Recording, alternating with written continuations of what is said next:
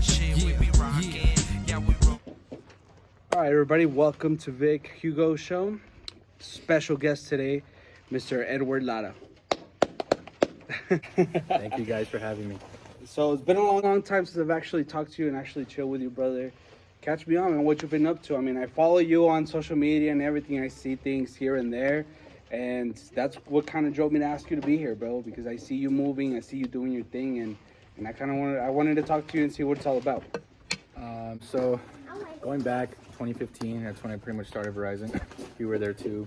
Kind of just making a name for myself. Did Verizon for 2 years. Kind of got caught up in the whole, hey, Lara, this is his myth. He's good at this. He's the best at that. Whatever, you know. And you can kind of get a big head working at a sales company. Hell yeah. Because everyone just feeds you confidence daily. You almost become dependent on it after a while. And so come 2017, I was let go over like a group chat that we had. And on the group chat, I had mentioned that one of the guys had an STD. And so when I had put that out there, I'm thinking, cool, guy code, whatever. But a buddy that was on the chat came on and said something about the guy's girl. And that's what blew the whole thing open. So when I got let go, it was needed, because I was cocky, I was self-centered, I was just not a good person. I was definitely into just a narcissism, pretty much. And so getting fired, I had to find myself. I had to humble myself. I had to figure out a way to be human, because I felt like I was untouchable. And so 4 years went by, you know, found my wife, kind of bounced around jobs, and finally started to discover what it's like to be human, what it's like to give back and to be supportive and not bring people down. And so around 2017, a lot of soul searching, finally made the move back from from Arizona at the time, to Cruces again, and came back to Verizon. Just a different person, more supportive, more humble. Not to say I didn't have any ruffle any feathers. You know, I still got a lot to grow. You know, there's just certain things that I could handle better. But just I always promote growth. You know, it's always good to have that. And I started to think, well, I need a plan B. I need something to give back to community. I need something that is going to keep me humble. And there's nothing like keeping you humble like landscaping, lifting turf, moving rock, dirt in your face, moving weeds, cutting a tree down. I mean, you see a tree and you're like, oh, I could do it. 4 hours later, the tree is gone, but the root is in the ground. Yeah. And so there's just, I mean, even if you go biblically, and even if you're not religious, God was a carpenter. You know, he built with his hands, and he gave manual labor, and that's what gave him the fruit. You know, that was his life. And so a lot of the times with landscaping, I see that it correlates that way, where man does have to go back into the field and plow it and be tired so that the flesh is tired. Well, I think it humbles you, bro. It really does. I mean, I did construction for a while, and it's just the fact that you got to wake up super fucking early, right? Get your day going. And then it's, yeah, bro, it's your body is like, I would get out maybe like 3 or 4 hours, going 5 in the morning, and dude, I was dead, bro. Like, I was like, what the fuck? I tried to do like that and school, and fuck no, it was impossible, bro. Like, I mean, it's possible, right? Anything is possible, but at that time in my life, I was like, hell no, I couldn't do it.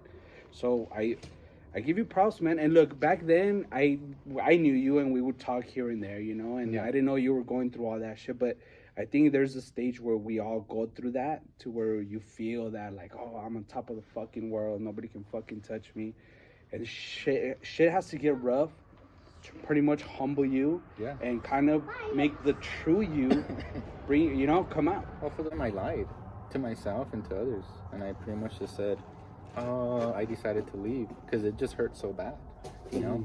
And after a while, after I finally recovered and finally became a man, I just said, you know what, yeah, I messed up. You know, I did this. This is what happened. I'm a way better person now. It needed to happen. because at the time I didn't have kids. Mhm. Imagine if it would have happened now where I have kids or in the business and something crumbles and then I have nothing. Yeah. I'm not missing on myself now. My kids, I can't be can't be held accountable to them. Like, what am I going to tell them? I'm sorry, dad doesn't have a job. Yeah. So yeah, it hell just yeah. it changes the dynamic. So I'm happy I learned it when I didn't have anything Back to lose. then, yeah. And okay, so you decided to do all this because of all that, right? And how is it going, man? Like, how is it? I've been blessed. Mhm. I've been blessed. I still do Verizon, and the only reason is because I still get exposure. People come in and they're like, "Hey, you've been outside in the sun?" I was like, "Oh yeah, I do landscape, I do solar, I do tile, bathroom remodels. So I'm in the sun, I'm indoors, I'm everything." And they're like, "Oh really?" Get my card. Next thing you know, 2 weeks later, I have an appointment for an estimate. Then from the estimate, they like me at Verizon and how I do things and carry myself, and it goes back to being human again. Every customer that meets me, they know that I'm human. They know that I'm just like them. I never come across as arrogant like I used to be. So when the people talk to me and the people listen, there's a sense of, hey, I like this guy. And people buy from people they like or trust people that they like. And so I don't ever want to let people down again. And I never want to be seen in that same light again as, you can't depend on it. Yeah. Because my friend list is extremely small, if any. And the only reason I say that is because friendship can be kind of poisonous. Yeah. Like let's say, we are friends, but let's say we're friends and, hey, Hugo, I want to, cop this thing at Dillard's, give me your discount. How many friends are going to say, hey, Vic, you have this in stock? Cool, I'll pay top dollar, brother, because I know that's your commission. No, How many people do that? It's rare. It's super rare. And so for me, I never liked the premise of friendship to be that way. Because people always, well, what can you get from me? Or what can we get in return? I've never liked that. So I think it's that principle that kind of turns me away from friendship. I've had friends that I went to high school with that you get into sales, it changes. Like there's a level of expectation, like you owe me all this, but why? I've never understood because we're it. friends, I guess. Yeah. So maybe I wasn't raised right on like what friendship was, but I've always understood that you should never make a friendship, or you should never, be someone's acquaintance just because of what they can get you. Like this morning after I got my haircut, I got a homeless guy, a sandwich. He knocked on my door, asked for cash. I said, dude, I don't have cash, but I'll have his card. And when I said it, he's like, all right, thanks. He walked away, and I was like, well, let me get him a sandwich. I'll turn around and see if he's there. He was just right there on his bike. Give him the sandwich, and it just felt good to feed somebody. Dude, I don't know if it's happened to you, but it's happened to me where I'll go to the gas station, right? And there's always usually somebody there who's like, oh, Yes. you're panhandling or whatever. And I'll be like, you know what, bro? Because I used to give money, right? But then I was like, you know what? Fuck this. I'm gonna fucking buy hey, dude, I'll get you a sandwich. I'll get you a sandwich and a soda. And I did that one time, bro, and this dude got so pissed at me, bro. Like, he almost threw the fucking little sandwich back at me. Yeah. And I was like, what the hell? And so at that point, nowadays, dude, you don't know, bro. You don't know if someone's really in need or if they're just trying to get drugs or trying to do something, it's their whatever their vice is. It's fucked up, man. I mean, you look at, that's an example of a homeless person. Yeah. But if you climb up the chain of command with people who are married, people who have kids, have a house, have a career, there's skeletons in their closet just like a homeless person. It's just a homeless person. We could see them because there's no home and there's no closet to hide your stuff in. But a lot of married couples, are into just weird stuff, like swinging and pornography, and it starts to grow from there. And so, I think the more demons you have, the more potential you have, because you have to fight through all of that to get to your full potential. So the more battles and the more obstacles that you have in your life, welcome them, because then you'll get to where you're needed to go, Hell yeah, dude. And I've had my own battles based off that, like I struggled with addiction for a while, and religiously, right, it did, I got in touch with that again, and it helped me kind of see it through. But most importantly, I think what pushed it through was seeing the you know what, dude, this is something I have to fucking go through, you know, to become who the hell I need to become. And in a way, it's a, I guess it's a blessing, you know, it's a blessing because At the time, it doesn't feel like that. yeah, hell no, Yeah, hell no. At the time, you're looking up like, why me? But There's one thing that I did want to ask you, man. I remember I posted something about, I think it was Trump or I don't know what it was. And you told me you stopped posting about it. Why? What was the reason? I wanted to elaborate, but I wanted to save it till right now. yeah. So for me, I was a bit torn because for the most part, I would see things that I didn't agree with, and for me, when I post something, it's not really for others to see. I know that's kind of weird. Like, hey, Edward, you have this many followers. Of course, you're posting for views. Yeah. But it's more, I post things. For me, my Instagram is my library. So if I see something, I mean, of course you can save it. But what I like about the other way is that when it archives, it's organized. So then now I have a timeline. Gotcha. Okay, this bill passed for this. Cool. Let me look at the stocks that are associated with pharma or whatever the case is. I'm posting it to create my own timeline. Now, when it gets into like the school system and transgender and all of this other stuff, for me, I grew up with gay people. There's gay people in my school. There's lesbians in my school. Mm-hmm. The thing that we lack today that we had back then was that sense of respect. If you're gay, that's fine. Be that. No one's gonna judge you. No one's gonna, beat you up. Now, if there are some that did, then I'm sorry. Not everyone can prevent bullying. Yeah. But I grew up with that. I get it. If that's what you want to do, that's what you want to do. But in today's world, you have this extreme push down the throat transgender movement. Yes, dude. And for me, it was mind-boggling. So when I started posting, for me, it was more like, okay, why am I doing it? Okay, for mental notes. But then why am I still doing it? So let me dive deeper into that. And so in researching what is transgenderism, then I started to figure out what my reason was for putting it up. So to begin, do you know anything about Marxism? Very little. I barely started getting into it because I had actually had a customer of mine who started kind of schooling me about it. Yeah. So I was like, okay, I'm gonna do my own research because you can't just take somebody's word for it, bro. Like I think that's the issue now. Like somebody tells you something and then you feel, well, not you necessarily, right? But as what I see is somebody says something and now they're fucking 100% knowledgeable and like, no, dude, that's just somebody's perspective. Yeah, you know what I mean? I agree that you come to your own reality with at least a minimum of 1,000 hours of research. Then you can speak well about it. Yeah.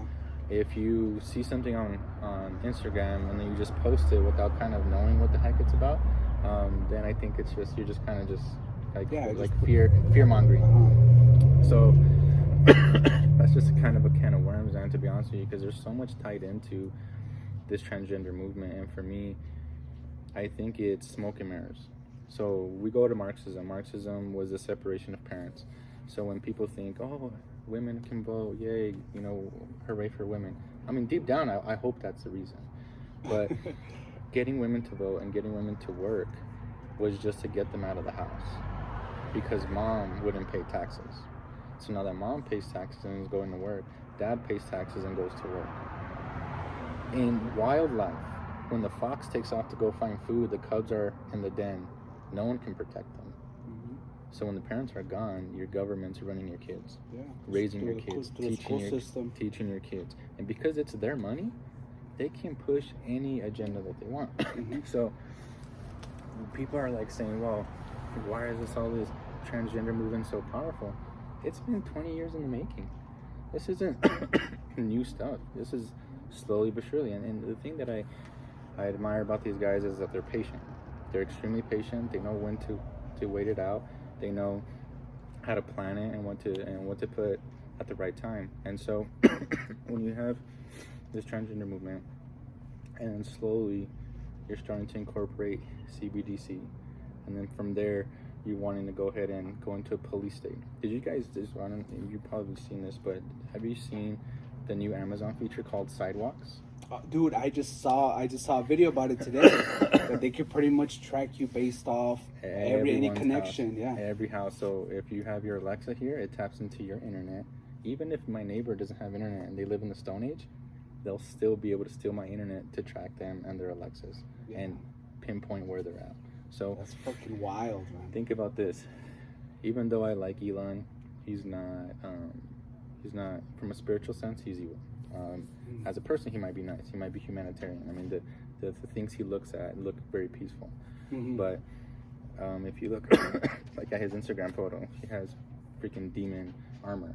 I mean, why would someone like that have Really? I haven't demonic seen armor? it. Yeah. No, that's crazy. And so you have Elon putting satellites in the sky, which is going to track everybody real time. You put everybody in an electric car. Now they can stop your car. And they're even making patents for gas cars, where if you miss a car payment or you don't have insurance, they can stop your car. You can't drive. Yeah. So it goes down all to control. So electric cars, Starlink in the sky, eventually crypto for your money. Yeah, and we're heading that way, bro. That's fucking scary, bro. That, and then lastly, your carbon footprint. So people who don't know about crypto, there's fees. There's energy burned when you're doing transactions. So say for example, like, hey, you go, you got 10,000 carbon to spend.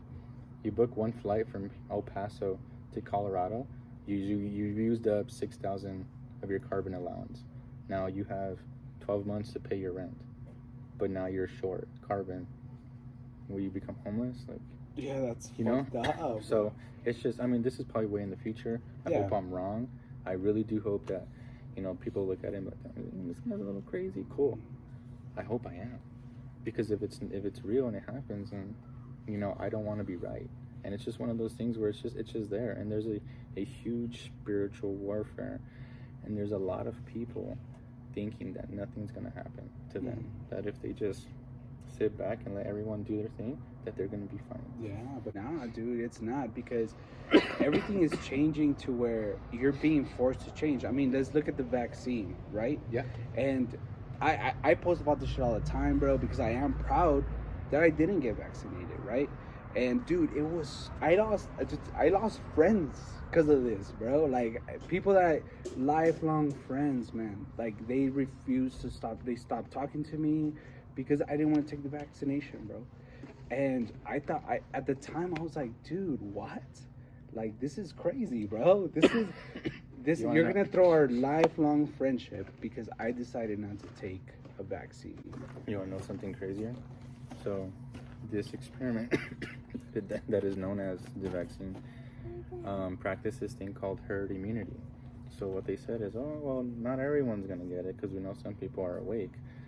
But at least if 70% of the population gets a vaccine, then that 70% would protect the rest of the 30%. So you get a vaccine, you got a vaccine card, and it was registered to the government that you got the vaccine. Now, when they sit back, they have all this data. If we launch cryptocurrency, 70% are going to sign up. Like this. Yeah, because we're telling them to. And now this herd immunity, we got strength in numbers. Hell, I'll take 70%. That 30%, we got the fungus coming. So these people that are already ready, you know, it all comes down to numbers. Yeah. All these kids that sign up and they say they're transgender, they are put into a school system. All the nurses in the schools have to document if they're transgender, what they identify as.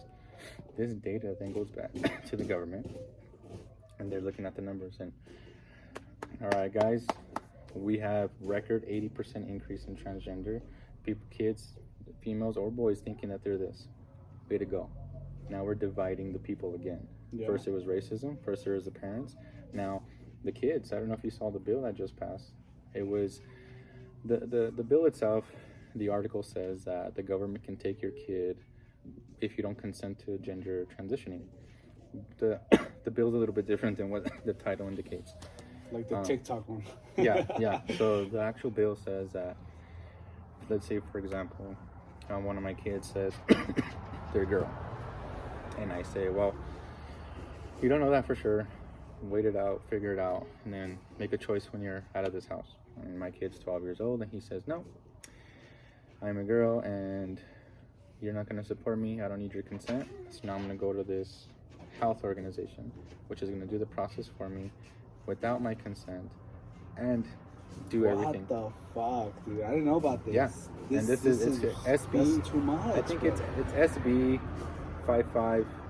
I forget the last two numbers, but it's just a crazy bill because now you're having and this is the funny thing is people are like, don't let them take your guns away. All right, I get it. But also, don't let them take away your kids. Oh, don't let them take away your rights, your freedom. And the thing is, this is probably, freaky. And I found this out maybe a couple of days ago, and it struck me pretty hard because when I was younger, I used to always watch those demonic movies, Exorcist, Conjuring 2, and in all of these devil movies. Do you ever remember what these demons say when they're trying to cast them out and they're throwing holy water and the demon laughs? Do you ever remember what they say? What part? What part exactly? When they're burning with the holy water and they start laughing at the priest and all this guts is coming out and they're demons and the devil's right there face to face. It's probably like the power of God or something. Well, no, the pastor says that. Yeah. But then the demon starts laughing. And he says, you're trying to cast out one when we are many. We are they, we are them, we are the legion. What does LGBTQ call themselves? They and them. Yeah. What you have to see that correlates. It has to. But people just look at it as, let them be. And then the parents that say, oh yeah, my kid's transgender, they got purple hair too. But if you look at the structure of if they have a stable home, if they have a mom, they have a dad, a lot of the times when it comes down to it, if the person got the vaccine, they're more than likely to have a trans child, if you really think about it. Now, I'm not talking about professions. Like, there's certain nurses, teachers, military that were forced to. A lot of people were forced. That were forced. So when I say that, I don't talk about them. They're without them, this world would be much worse. But I'm talking about people that willfully stood up that day and out of fear, because they believe their government and they believe that the government's going to protect them, went to a clinic and got the vaccine. Now, me personally, it's your choice. Down to it, it's you don't have to be a scholar to know or to see the obvious. I think for us, it's easier because when you're in sales, you have to read the unknown. Customer comes in, body language. Hey, how you doing? I want to look at what promotions you have. You're still reading. You still don't have any information. You're still trying to fill in all the gaps. And so when I navigate this world and I post things, I just try to do that in the same manner and protect as much as I can my family. And starting my business, it's given me more power against like taxes and stuff that I didn't know I had. That's why a lot of people run businesses and then they walk away from the 9 to 5, because the 9 to 5 is a conveyor belt that is the matrix. It's not till you get out of that you understand, that you look around and people, like, do you ever sit on the highway and you look and you see every single car going to a destination, and it's not a destination they want to go to, but it's a destination that they have to go to? And I always sit there and I wonder, like, when are we gonna stop? When is all this just going to be peace? And I know that when I ask for peace, biblically, peace arrives when the Antichrist shows up. And I mean, I don't want him to come. I still got to raise 2 beautiful kids. Yeah. Oh, not my lifetime. I mean, he could come later, but we can't choose when this person comes. And so, if I start to really go down that path, it does start to bum me out, because, I mean, I'm not afraid of death. I'd rather, die on my feet than live on my knees. But it's the life of everybody else that I care about that hurts me in that sense and brings me to that low point. So that's one of the reasons, going back to your question, why I just kind of stopped promoting it, because that's what it felt like. Like, if I was posting it and then doing like what you're doing, like a podcast that breaks it down, then I think I'd be doing something more constructive. But I think what I'm doing is I'm just putting it up there And realistically, someone's gonna click and they're just gonna see transgender. They're not gonna read it, watch the video, and they're just gonna skip. And they're gonna judge you because of it. Like, that's just really what it is. Just like down to the vaccine. Oh, this person thinks this way, closed-minded dinosaur, and then now you're part of that 30% that didn't, which is fine. And like I said, everyone should live the life the way they like. Just don't go after the kids. Don't try to force your way into a kid's life, because once that gender transition is done, there's no going back. I go back. And they're patient for life. Yeah. And that's fucked up, bro. Like I said, it's fucked up the way it's being done, and it's being done right in front of us, you know? The thing is that I think, like what you said, everybody's just like, no, because it's just let them do. This is America. You could do whatever you want, whatever. That's cool, bro. But a kid does not know what the fuck is going on. Kid does not know anything about sex. Doesn't know anything about its own body, bro. You know, like to I didn't know what you just said, bro. That they have the ability to just, if the parents don't support them, they can just go do it themselves, which is wrong in so many fucking ways. Now, this is a federal thing or is this a state thing? It just passed the Senate. So if it does go on, just like with anything, a bill passes, it becomes somewhat of a law, and then the states have to adopt it. But New Mexico is on board. I mean, a lot of these people that were heavily on lockdowns are going to be for it, because there's subsidies and there's money that gets pumped into the state. So it all comes down to money. So if the state needs money for roads and we have the spaceport now. So if you want to, entice high income people to come here and live, you kind of have to accept money. You kind of have to accept bribes. You kind of have to throw your beliefs and your allegiance out the door. I mean, look at all these rappers that have recently been coming out with the most demonic content ever. Yeah, dude. I mean, Jay-Z and Beyonce, we used to talk about it, they're in the Illuminati. Mm-hmm. Now they're throwing up signs more than ever. Little Uzi Vert, Lil Nas, all these guys, Sam Smith, his most recent golden... The whole Oscar, or was it, no, was it Oscars or... Oscars, one of those. Yeah. Our love. Yeah, that was intense, bro. And look, I remember back in the day when we were growing up, I was a big hip hop, I did hip hop for a while myself. Yeah. But I never used to see, fucking, girls shaking their asses and fucking gunfights and, that promotion, drinking, drugs, but never fucking demon shit. Or not that I can remember, at least. It was subtle. I mean, you had, like, people their eyes turning white. You have... Oh, yeah, Method Man used to do that, you're right. Yeah. You have some people, like Kanye on one of them. Not Kanye. I forget who it was, but I think it was Drake. He's, like, rising up from, like, a well-lit place, and then he ends up in, like a secret society. Everyone has hoods. Like, why would you have to do that? But one thing I have been looking into is a lot of these guys that do that, the agenda pushers, like the demonic, they have to tell you what they're going to do before they do it. Because if they don't, they lose power. And it's the same thing with the vaccine. When it came to the vaccine, they didn't say it. They didn't disclose what was in it. And now you see where we're at now. It just died. Yeah.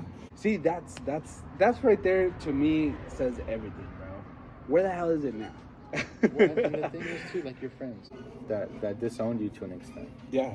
Where's their apology? Not that you need it, but where's the, hey, bro, I was scared. I was just doing what's best for my family. I hope you understand. Yeah, bro, that's fine. I understand.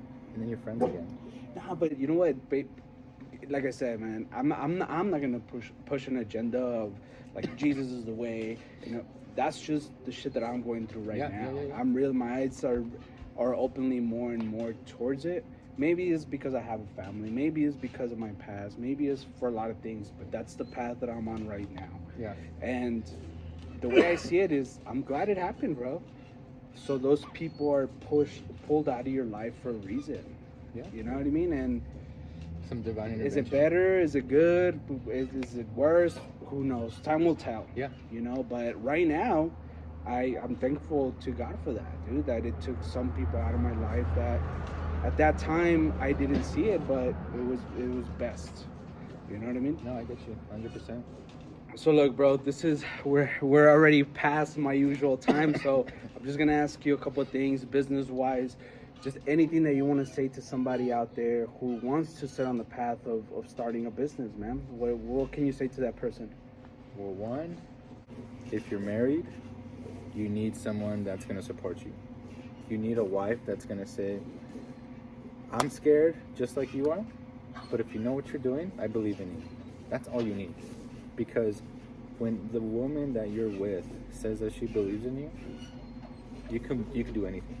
Because True. you can go and do a job, and yeah, you're tired, but when you get home, your wife knows, like, hey, how was it? She's just as excited as you to start. Now, if you're married and your wife's like, oh, I'm not too sure you should do it, start small. You know, start, like, let's say you want to get into landscaping like I'm in. Start with the yard. Every day come to the yard and do some type of improvement. And just start small. Maybe $100 here, $100 there, and get your wife to kind of see, like, okay, he's doing something now. It's been 2 weeks. Productive. Now the backyard looks good. Okay, now he's still doing it. He's not dropping it. And then you can have a conversation about doing it. Even start with, yeah, I'm just gonna start cutting grass. And then from cutting grass, it moves into, oh, I'm gonna build a fence. Oh, I'm gonna lay turf. Now you're doing a full project. You know, so for me, it started small. I had to go for it. I was scared. I was nervous. But when I started it out with Ricky. So we were going to do solar, and we were just kind of gun-ho for solar. And, I mean, solar's cool. I mean, there's nothing against it. I have panels. I like it because you eliminate the bill, and you kind of just pay your panels off. And once you're done, you don't have a light bill anymore. Your panels cover you for the rest of your life, or for the rest of their life. And I got more into the landscaping part of it, and that's where it tied in for me. The Jesus being a carpenter, and me still learning and trying to perfect myself doing landscaping. And so that's where the love really came in. And so, I mean, my wife jokes at me, says my neck is blacker than the rest of my body, but I mean, when you're out there, that's all I can do. You can't be shirtless, you're gonna show up like a lobster. But I would fucking die, dude. I'd be fucking all red. I say start small. If you have good credit, I got myself an Amex business credit card. I finance everything on it, and I started out by myself for 3 years, and now I have 2 guys underneath me. Oh yeah. And so now I'm at Verizon selling, and I have 2 guys working the jobs for me. And I show up, I touch base, I look and see how everything is. I double check the work, talk to the customer. I always ask the customer for feedback. Like, my guys are here, tell me what can they do better. And customers love that they have power to say, I can tell you how to do a better job. Please tell me. I'm willing to learn. And 9 out of 10 times, you're always going to have a customer that will pay you a little bit more because you took not only their input on how to do their yard, but there's other landscapings that, oh, we charge this package, but this is all we do. If there's trash on the outside of this line, we don't touch it because it passes our square footage. You know? Yeah. I go into a yard, I tell them the price. I don't charge for myself. I get my guys a labor. I charge like a startup fee for pretty much doing business with me. They pay everything that I buy at market value, and that's it. But when I'm on the site, they're not paying me an hourly wage, and I do whatever I need to do to make it look clean. The most important on that is that you take the feedback and you actually put it on there, bro. Because some people just like, oh, we'll hear your feedback, and it was whatever, you know. But you're actually putting it into work while I'm on the site, because I could do something about it right then and there. Not, hey, give me a Google review, and then, oh, I hated this, I didn't like that. Yeah. These guys pee on my yard. And that's everywhere you go now, though. Oh, can you go to our Google? It's like, dude, I mean, I have a problem with it, but it's like, if you did a good job, I'm gonna do that without you having to tell me to do that. You know what I mean? All right. So, are you a big reader? Yes. Okay, top 3 books that you would recommend to anybody watching. There's one that I just ordered. It's called The Financial Hack, I believe that's what it's called. So the one thing that got me intrigued about that book was there's these billionaires. They buy a $40 million apartment in New York, and then what they do is they take loans out against that apartment to wash their money and buy other stuff.